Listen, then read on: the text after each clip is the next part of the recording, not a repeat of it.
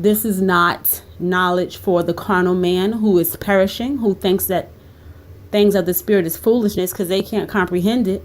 This is spiritual knowledge. But iron sharpens iron, so it's good to have this knowledge in your knowledge base so that you can help others when you're called to do so.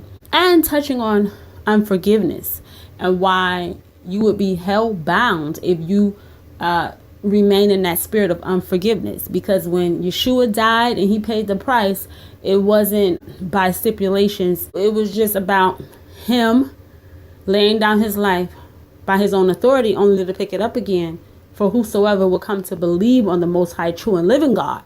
And so if he canceled our debts, why are we not canceling the debts of others who have hurt us? And it doesn't mean you have to have those people around you and be open to those violations again. It doesn't mean that. It just means you are walking in the freedom of the Most High, true and living God, and the blood of Yeshua HaMashiach. You're not going to be bound by the spirit of unforgiveness and a form of idolatry.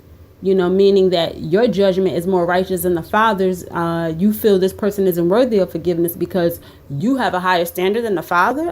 No, because Isaiah 55 says, his thoughts are not our thoughts and his ways are not our ways. His thoughts are higher than our thoughts. His ways are higher than our ways. So the Father will deal with it accordingly. And the issue with unforgiveness is you believe that if you forgive someone, the Father is not going to handle them accordingly. He will discipline those he loves. And if somebody's a heathen, you better know that they're going to also be judged. Like, you holding someone in unforgiveness can actually set an impasse for the Father. He may want to act on something, but you are exalting yourself to the throne room. So it's a lot of things you have to understand. And there's a spirit of idolatry going on where you act like the person that you're holding in unforgiveness can actually fix the thing and make it better. We can't go back in time. They don't have a way of making the issue not happen. They can't turn back the hands of time and not hurt you. So this thing wouldn't even be an issue, and they can't make it even. And so we have to think about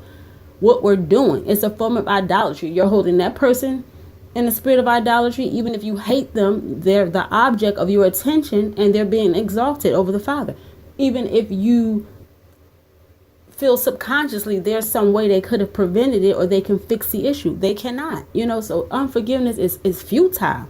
And then with us, we don't have, like I said, a higher standard than the Father. Who do we think we are to hold someone in unforgiveness? We have to let them go. Now, if the person was a thief and they stole from us, even our life savings, you could sue, you could do whatever you want to do in a court of law. But if they don't have the money to repay you, you're just going to have a debt outstanding, a judgment outstanding with them. And who says they'll ever pay? Who says they'll ever go back to work to pay you?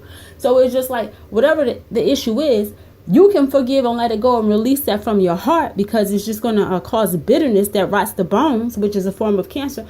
You can forgive and let it go. But because that person showed in their actions that they were thieves, you don't ever have to let them around your safe, your pocketbook, your wallet, anything ever again. You can protect yourself and not trust them in that way. You don't have to. Trust in man will prove to be a snare. But you can forgive and let it go and never let yourself be compromised because they are a thief and they have not repented of being a thief. You understand? So that's why the Father deals with those things on his level, because a thief, if he's still a thief, you can forgive because that person may not change until they're senior or elderly years. You don't know. But why hold a debt that you know that they can't make it even? They can't fix it. There's no balm. Nothing that they can do to soothe the issue. They did the damage. The damage is done, and we can't go back in time. And you do have to forgive for your well-being.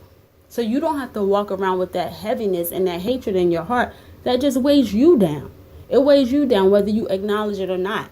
You are being forced by Hasatan, the devil, to carry a burden. And Satan can't cast out Satan. Your unforgiveness has given the enemy a foothold. Yes, it has. We are like in a spiritual school here. And you don't want to hear those words at the end of life when you're standing before the Father. Depart from me, you worker of iniquity, I never knew you. No, you want to hear from the Father, well done, my good and faithful servant. With you, I am well pleased. Those are the words we want to hear, period. And we're not going to let anybody be the reason we go to hell. No man, no woman, no child, no spirit of the kingdom of darkness. No, we are going to eternal rest with our Father when it's time to be in his shalom, to be in praise and worship, and then good company with our Father. Ain't nobody going to the lake of fire for no other human being. And I know there's some I use the example of thievery for this forgiveness topic, but there's many things that people could have done that's traumatizing. And you got to dig deep. And the only way to do that is with the Most High, true and living God, to find a place of forgiveness in your heart and move on. Because it's not a petty, trivial thing. It's very serious. It's very deep. And there's so many reasons we could have traumas and reasons to hold on to unforgiveness. But at the end of the day, that could land you in hell. We have to think about these things. Because who the Son makes free is free indeed. Who the Son sets free is free indeed. I love your family in Christ. And I pray we'll talk soon now. Shalom.